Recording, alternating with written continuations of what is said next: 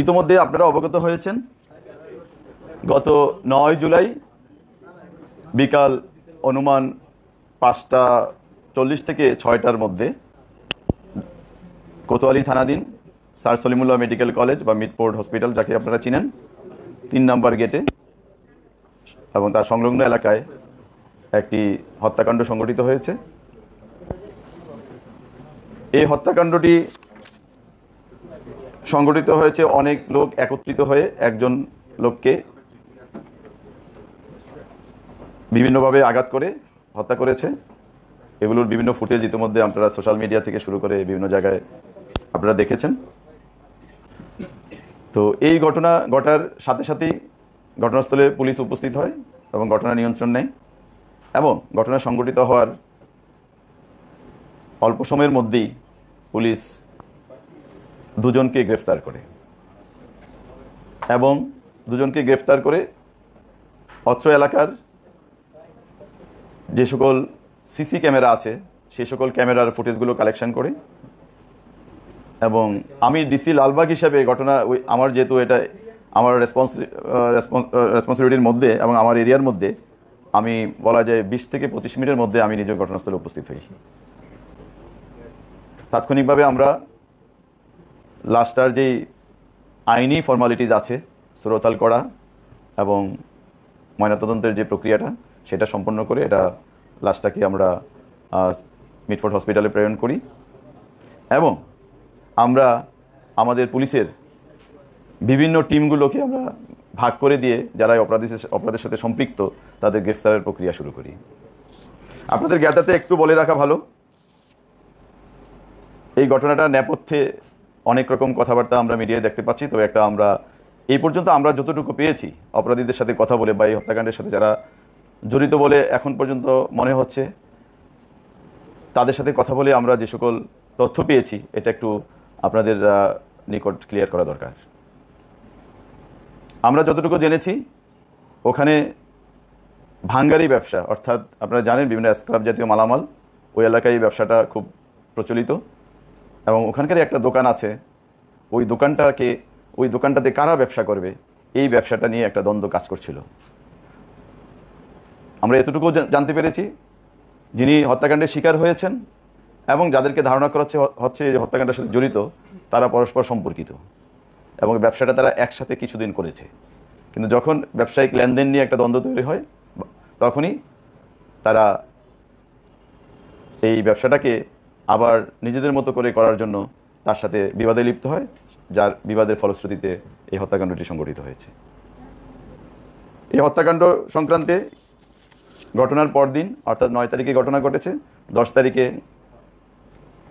যিনি হত্যাকাণ্ডের শিকার হয়েছেন ভিকটিম সোহাগের বোন কোতোয়ালি থানায় বাদী হয়ে একটি মামলা দায়ের করে, যার মামলা নম্বর 7/10 জুলাই এবং এটা হত্যা মামলা সংক্রান্তে ঘটনা সংক্রান্তে যে সকল ধারা আছে বাংলাদেশ দণ্ডবিধির সেই সকল ধারা অর্থাৎ 302, 34 এই ধারায় এই মামলাটি সংঘটিত হয়েছে বা দায়ের করা হয়েছে।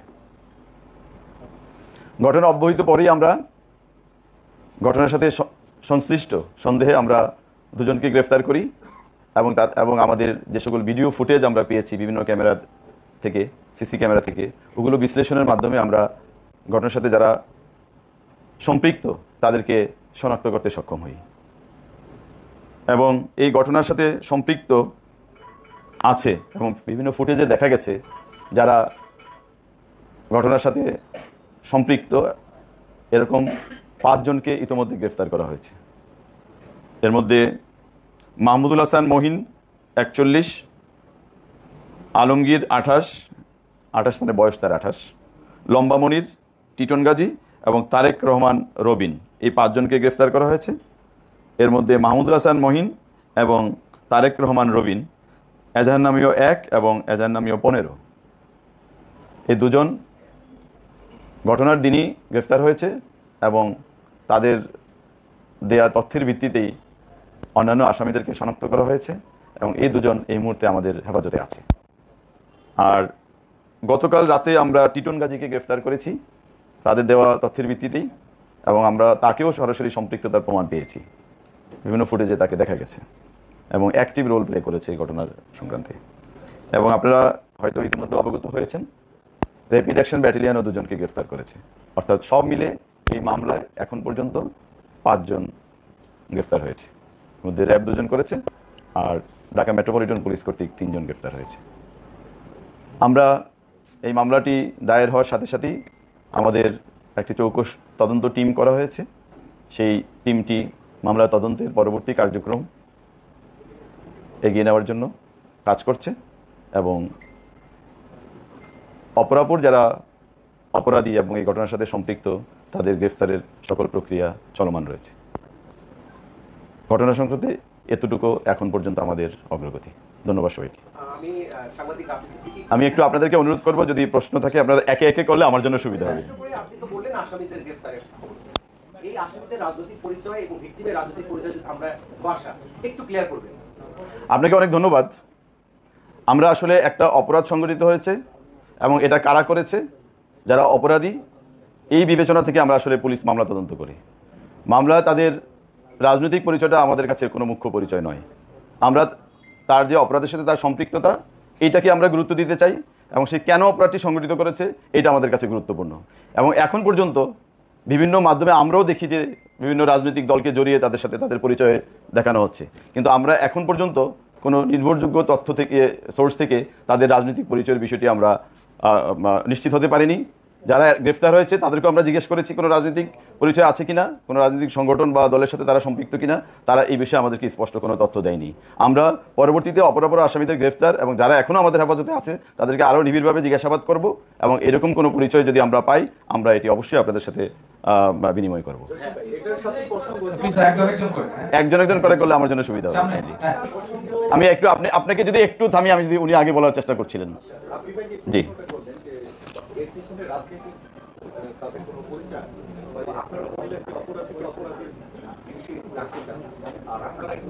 আমরা তো দেখলাম যে যুবদল তাদের 2 জনকে বহিষ্কার আজীবনের জন্য আর এখনো পর্যন্ত 5 জন গ্রেফতার আছে। আরো কতজন এই মিশনে আছে বলে আপনারা? ধন্যবাদ আপনাকে। অ্যাকচুয়ালি যুবদল একটা রাজনৈতিক সংগঠনের অঙ্গ সংগঠন, তো তারা তাদের সাংগঠনিক কার্যক্রমের অংশ হিসাবে এজাহার নামীয় দেখেছে কিনা বা কোন বিবেচনায় তারা এদেরকে বহিষ্কার করেছে, এই বক্তব্যটা আসলে তাদের কাছ থেকে যদি আপনারা নেন একেবারে সঠিক তথ্যটা পাবেন। আমরা যেহেতু এটা কোনো রাজনৈতিক বিবেচনা থেকে মামলাটা তদন্ত করতে চাই না, এটা একটা খুবই চাঞ্চল্যকর একটা ঘটনা ঘটেছে, এটা মানুষের মধ্যে একটা মানুষকে আলোড়িত করেছে, মানুষের মধ্যে চাঞ্চল্য তৈরি করেছে। সো আমরা দেখতে চাই এটার মোটিভটা কি, এই অপরাধের কারণটা কি এবং কারা করেছে, এটার মধ্যে আমরা থাকতে চাই। এখানে রাজনৈতিক এটা আমাদের আসলে মুখ্য উদ্দেশ্য না। যদি কোনো কারণে চলে আসে সেটা অবশ্যই আমরা আপনাদের সাথে বিনিময় করব। আচ্ছা, নিহত লালচাঁদ সোহাগ যিনি মারা গেছেন, আপনি বলছিলেন যে ভাঙ্গারি ব্যবসাটা খুব লুকেটিভ ব্যবসা এবং ওই এলাকায় ম্যাক্সিমাম করে নিহত লালচাঁদ সোহাগের বিরুদ্ধে আসলে কোনো অভিযোগ ছিল কিনা? আমরা বিভিন্ন সোশ্যাল মিডিয়া প্রিভিয়াস যে অ্যাক্টিভিটিস, ওনার প্রিভিয়াস অ্যাক্টিভিটিস বা পিসিপিআর কি বলে? আমরা এখন পর্যন্ত সোহাগের সম্পর্কে আমরা যতটা জেনেছি এই ব্যবসাটা তারা একসাথেই করত। তার প্রিভিয়াস কোনো অ্যাক্টিভিটিস সম্পর্কে আমাদের কাছে এখন পর্যন্ত তথ্য নেই। তবে আমরা খতিয়ে দেখার চেষ্টা করছি যে সোহাগ কেন এই হত্যাকাণ্ডের শিকার হলো। এটা কি শুধু তাদের লাভের জন্যই, না সোহাগের এমন কোনো অ্যাক্টিভিটি আছে যেটার জন্য তারা ক্ষিপ্ত হয়ে ঘটনা ঘটাতে পারে? হত্যাকাণ্ডের কথা বলছিলেন যে ব্যবসায়িক দ্বন্দ্ব, তো আমরা শুনছিলাম যে চাঁদাবাজির একটা জায়গা রয়েছে, চাঁদা দিয়েছিলেন, চাঁদা দেয়নি বলে হত্যা করা হয়েছে। এর কিন্তু আরেকটি হচ্ছে ভিক্টিমের যে বাকি রয়েছে, তিনি আমাদেরকে ফোন দিয়ে জানিয়েছিলেন, আমরা তখন ছিলাম সেখানে, কোতোয়ালি থানা থেকে মামলা নিতে চাচ্ছিলেন না, যেহেতু যারা জড়িত তারা বিএনপির সাথে জড়িত। সেই জায়গা থেকে আসলে পুলিশ কেন পলিটিক্যাল যখন কেউ সামনে আসে মামলা নিতে নিয়ে দেখায় বা এটাতে আগ্রহ কম দেখে? আপনাকে খুবই ধন্যবাদ যে এই জিনিসটা আপনি সামনে নিয়ে চলে আসছেন। এটা আসলে এটা সামনে আসাতে আমার জন্য একটা সুবিধা হয়েছে, আমি আমার নিজেকে ডিফেন্ড করার সুযোগ পাচ্ছি। যদি আপনারা আবার নিউজ করতেন যে এটা পুলিশ মামলা নেয়নি তাহলে জিনিসটা মনে একটা ভুল বুঝাবুঝি তৈরি হতো। তো আমি দ্বিতীয় প্রশ্নের উত্তরটা একটু আগে দিই, আমি যে পুলিশ মামলা নিতে চাইনি। আমরা এই ঘটনা যখন ঘটেছে আমি সময়টা উল্লেখ করেছি, তার 20 থেকে 25 মিনিট পরে আমি ঘটনাস্থলে উপস্থিত হয়ে পরদিন সকাল 5টা পর্যন্ত আমি নিজে থানায় উপস্থিত ছিলাম। তো এই মামলাটা যে কে করবে, কারা করবে, সবাইকে ডেকে নিয়ে আসা এবং আসামিদের সাথে কথা বলা, কারা কারা এই প্রাথমিকভাবে তারা কাদের নাম বলে, এই সব কিছুর সাথে আসলে ব্যক্তিগতভাবে আমি উপস্থিত থেকে হয়েছে। এখন যদি কেউ বলে মামলা পুলিশ নিতে চায়নি, তাহলে আমি দুঃখের সাথে বলবো যে এই তথ্যটা সঠিক না। কেননা আমি নিজেই তো এটা সাক্ষী। আমি তো মামলাটা, আমরা বাদী খুঁজতেছিলাম। আমরা প্রথমে বাদীর এক ভদ্রমহিলা আসলেন যে উনি মামলা করবেন। তা আমরা বললাম যে আপনার পরিচয় কি? তো পরে উনি বললেন যে আমি সোহাগের ওয়াইফ। তো পরে আমরা খতিয়ে দেখলাম উনি ডিভোর্সড ওয়াইফ, সরি আমি ডিভোর্সড আর ওয়াইফ থাকে না, সে ডিভোর্সড। তা আপনারা বলেন যে একজন যাকে সে ডিভোর্স করেছে তাকে বাদী করা সঙ্গত হতো কিনা, আমি এই প্রশ্ন যদি আপনাদের কাছে রাখতে চাই। তো এইরকম হয়েছে। তারপরে তার ভাইকে পেলাম, সে তার ভাই পরিচয় দিল, বললো যেটা, পরে দেখলাম যে সে তার সৎ ভাই। আমাদের এক্সপিরিয়েন্স আছে, কিছুদিন আগে কেরানীগঞ্জে এরকম একটা ঘটনা ঘটেছে, সৎ ভাই মামলার বাদী হয়ে পরে আসামিদের সাথে আচাত করে মামলা বিক্রি করার মতো ঘটনা। তা আমরা আরেকটু সময় নিচ্ছিলাম যে আরও কাউকে পাই কিনা, বাবাকে খুঁজেছি, মাকে খুঁজেছি, পরে দেখলাম যে তারা মৃত্যুবরণ করেছেন, তারা এই হলোকে নেই। পরে তার আপন বোনকে সকালে আমরা খুঁজে পেয়ে তাকে আমরা বলেছি আপনি বাদী হতে চাইলে আমরা আপনাকে প্রায়োরিটি দিব। পরে আমরা তার আপন বোনকে বাদী করেছি। এটা হলো মামলার রেকর্ডের ঘটনা। তবে যেই ঘটনাগুলো আপনাদের কানে আসছে, আমি অত্যন্ত বিনয়ের সাথে বলবো এই কথাগুলো সঠিক নয়, যেহেতু আমি নিজেই ভোর 5টা পর্যন্ত থানায় উপস্থিত ছিলাম। আর প্রথম প্রশ্নটা কি ছিল আপনার? চাঁদাবাজি। এখন পর্যন্ত কোনো চাঁদাবাজির ঘটনা, এরা চাঁদাবাজ এই বিষয়গুলো আমাদের নলেজে নেই। অতীতে কোনো তাদের বিষয়ে, অর্থাৎ ঘটনার আগে বা এখন পর্যন্ত আমাদেরকে এই রিপোর্ট আমাদেরকে কেউ করে নাই, আমরাও তথ্য পাইনি। আমরা শুধু যতটুকু জেনেছি এটা একটা পারস্পরিক একটা দ্বন্দ্বের বিষয়, এই পর্যন্ত আমরা জেনেছি। ধন্যবাদ আপনাকে। আপনার জোনটা হচ্ছে একটা ব্যবসায়িক এলাকা, এখানে আসলে প্রতিদিন শত শত কোটি টাকার ব্যবসা হয়। আপনার এই জোনে আপনি থাকাকালীন গত 10 মার্চ 2টা ঘটনা ঘটলো একই দিনে, দুপুরে এবং সন্ধ্যায়। সেটা হচ্ছে যে হাজী সেলিমের প্রপার্টিজ মার্কেট, এই মার্কেট এমটিসি মার্কেটের কথা বলছেন আপনি? ওই মার্কেটটা দখল নিয়ে সেদিন গোলাগুলি হয়, কয়েকজন আহত হয়। এবং একই দিন বাবুবাজার ব্রিজের নিচে সেখানে ফুটপাতে দখল নিয়ে 2 গ্রুপের 8 জন অ্যারেস্ট ছিল এটাতে। 8 জন অ্যারেস্ট ছিল। এখন ঘটনা হচ্ছে যে আসলে আপনার এই জোনটাতে খুঁজলে এরকম অসংখ্য চাঁদাবাজির ঘটনা পাওয়া যাচ্ছে। বিগত সময় আওয়ামী লীগের যাদের প্রতিষ্ঠান ছিল সেগুলোর দখলদারিত্বের ঘটনা পাওয়া গেছে, এমন অনেক ঘটনা সামনেও এসেছে। তো বেসিক্যালি আসলে এই যে চাঁদাবাজগুলো বেশিরভাগই হচ্ছে গিয়ে একটা রাজনৈতিক দলের পরিচয়। যে এই ঘটনাটা, এই যে মিরপুরের ঘটনাটার সঙ্গেও সোহাগের ঘটনাটার সঙ্গে, তো এই ঘটনাটা আসলে আপনারা কোনো পদক্ষেপ নিচ্ছেন কিনা, বিশেষ করে চাঁদাবাজির? আপনাকে ধন্যবাদ। আসলে আপনি নিজেই তো বললেন যে ঘটনা ঘটেছে, মামলা হয়েছে, এটা কি বলেছেন? এই ঘটনা সংক্রান্তে মামলা হয়েছে এবং অ্যারেস্ট হয়েছে, এটা একটু আমি অ্যাড করে দিতে আপনাকে, যে এই 2টা ঘটনা সংক্রান্তই ওই এলাকায় মামলা হয়েছে এবং একটা মামলায় 8 জনের মতো অ্যারেস্ট হয়েছে, আর আরেকটায় মনে হয় 4 জন, যেটা চকবাজারের মামলা। আর কোতোয়ালিতে যেটা হয়েছে সন্ধ্যাবেলা বিকালবেলার ঘটনা, আমি নিজে হসপিটালে উপস্থিত ছিলাম ওই দিন, এবং আমি নিজে থেকে এই মামলায় অনেককে অ্যারেস্ট করেছি, সব মিলে প্রায় 8 জন। আমি আরও একটা দিয়ে দিই যে কামরাঙ্গীর চোরাই যেতে একটা ঘটনা ঘটেছে, আমরা ওইটাও মামলা নিয়েছি এবং একাধিক ব্যক্তিকে অ্যারেস্ট করেছি। এখন বিষয়টা আমরা কোনো পলিটিক্যাল দৃষ্টিকোণ থেকে এটাকে দেখতে চাই না। এখন যদি কেউ করে, তার পলিটিক্যাল যদি ব্যাকগ্রাউন্ড থাকে, দ্যাট ইজ ডিফারেন্ট ইস্যুস। আমরা দেখতে চাই একটা অপরাধ সংগঠিত হয়েছে। আমি ওখানে একটা প্রোগ্রাম করেছিলাম, আপনারা যদি কারো নলেজে থেকে থাকে, অনেক মিডিয়ার লোক ছিল। আমি মৌলভীবাজার ব্যবসায়িক সমিতিদের সাথে ওখানে 35টা সংগঠনের সাথে একদিন একটা প্রোগ্রাম করেছিলাম। সেই প্রোগ্রামে আমি বলেছিলাম যে আপনারা ব্যবসা করবেন, রাষ্ট্রের রেভিনিউ অ্যাড করবেন রাষ্ট্রের কোষাগারে, আপনাদের নিরাপত্তার দায়িত্ব দেওয়া আমার। সো এমন কোনো ঘটনা যদি ঘটে, আপনারা মনে করেন আমার সহযোগিতা দরকার, সেটা আমাকে জানাবেন, শুধু একটু ফোন করে বলে দিবেন। হয় চাঁদাবাজ থাকবে, ওই ছিনতাইকারী থাকবে, বা অন্য যারা দখলদাররা থাকবে, আর না হয় ডিসি লালবাগ হিসেবে আমি থাকবো। তা আমরা চেষ্টা করেছি যতটা সম্ভব করতে, আমাদের এই প্রক্রিয়া চলমান। ধন্যবাদ। জি, কে আগে হাত উঠেছেন? আপনারা সিদ্ধান্ত নেন কে আগে প্রশ্ন করবেন। প্লিজ আপনারা প্রাসঙ্গিক প্রশ্ন করবেন। আজকে আমাদের যে ব্রিফিং এর বিষয় সেই প্রসঙ্গে থাকবে, এটার মধ্যে থাকলে একটু সুবিধা হবে আমাদের জন্য। আপনারা এই হত্যাকাণ্ডের পরে দ্রুত আসামি গ্রেফতার করেছেন, নিশ্চয়ই নগরবাসী স্বস্তি পেয়েছে। কিন্তু আমার প্রশ্নটা হচ্ছে যে একটি ঢাকার গুরুত্বপূর্ণ হাসপাতাল এবং একটা ব্যবসায়িক এলাকায় দীর্ঘক্ষণ ধরে একটি নৃশংসতা হয়েছে, সেক্ষেত্রে আপনারা যে আগাম পুলিশিং ব্যবস্থা নেন, সেখানে টহল টিম ছিল কিনা, এবং আপনাদের পুলিশ ফাঁড়ি থানার গুরুত্ব খুব বেশি নয়, এখানে আপনাদের কোনো ব্যত্যয় আছে কিনা? ঘটনার আগে আমরা যে নৃশংসতাটা দেখলাম, এইটা আগাম ঠেকালে কি হত্যাকাণ্ডের দিকে যেত কিনা? আপনাদের কোনো ব্যত্যয় আছে কিনা? আমি খুব স্পষ্ট করে আপনাকে বলতে চাই, ঘটনার 10 মিনিটের মধ্যে পুলিশ ওখানে উপস্থিত হয়েছে। এটা একেবারে ডকুমেন্টেড, যদি আপনারা দেখতে চান আমরা সেটাও প্রমাণ করতে পারবো। 10 মিনিটের মধ্যে ঘটনাস্থলে পুলিশ উপস্থিত হয়েছে এবং পুলিশ উপস্থিত হয়ে আশপাশ এলাকা থেকে ওই যে বললাম তাৎক্ষণিকভাবে 2 জনকে অ্যারেস্ট করেছে। সম্পূর্ণ একটা প্রশ্ন করি, বিষয় হচ্ছে 10 নম্বরে আমরা যখন দেখলাম 80 লক্ষ টাকা নিল, জি, এখানে যখন দেখলাম হত্যা হইল, হত্যার পরে আসলে পুলিশ ঘটনাস্থলে যায়, সব ক্ষেত্রে আমরা দেখেছি সবগুলো ঘটনার পর পুলিশ উপস্থিত হয় 10 মিনিট 5 মিনিট, কিন্তু সবগুলো স্থানে গুরুত্বপূর্ণ রাজধানীর গুরুত্বপূর্ণ স্থান আসলে আগাম পুলিশিং ব্যবস্থা থাকছে না কেন? এখানে আপনাদের দেখেন, আগাম পুলিশিংটা আমরা করছি না তা না। এই যে আপনি বলেন যে আমরা তো ভিকটিম ফোন করে নেই, আমাদেরকে অপরাধীরাও আমাদেরকে ফোন করে নেই। আমাদের একটা আমাদের কি বলে যে কমিউনিটিকে আমরা আমাদের পুলিশি কার্যক্রমে এঙ্গেজ করেছি, এটার ফলশ্রুতিতে তো আমরা এই তথ্যটা পেয়েছি যে ওখানে একটা ঘটনা ঘটতেছে, আমরা গিয়েছি। এখন আমরা একেবারে man to man, one to one তো আমাদের সিকিউরিটি দেওয়ার বা নিরাপত্তা দেওয়ার আমাদের এরকম সামর্থ্য নেই, আপনারা জানেন এটা। তো এখন ঘটনা ঘটলে পুলিশ তথ্য পেলেও যায়, আবার যেই পুলিশের উপস্থিতির কারণে যেই ঘটনাগুলো ঘটে না, ওইটা তো ভাই আপনিও জানেন না, আমিও জানি না। আমি বলতে পারবো যে আমাদের পুলিশের এক্সিস্টেন্স ছিল না, তো ওখানে একটা বড় ঘটনা ঘটেনি। আবার ঘটনাটা ঘটে গেলে আপনারা জানেন কেন পুলিশ ওখানে উপস্থিত ছিল না। পুলিশের উপস্থিতির কারণে যে কত শত ঘটনা ঘটে না, এটার কোনো স্টেট কি আমাদের কাছে আছে? তাহলে এটা একটু আপনার বিবেচনায় রাখবেন আর কি, আমি দয়া করে বলবো আর কি। যদি আপনারা অনুমতি দেন আমি একটু শেষ করতে চাই। আর কয়জন করবেন একটু আমাকে বললে আমি একটু কাইন্ডলি।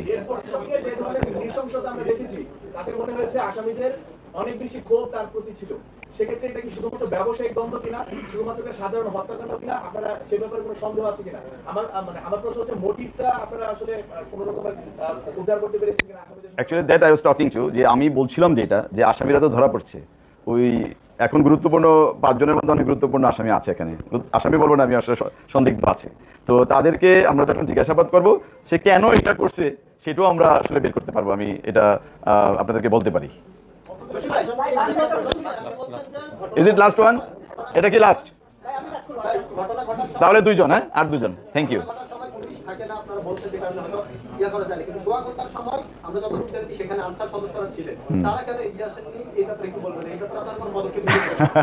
ভাই আনসার তো আমাদের আন্ডারে না ভাই, আনসারের আলাদা অ্যাডমিনিস্ট্রেশন আছে।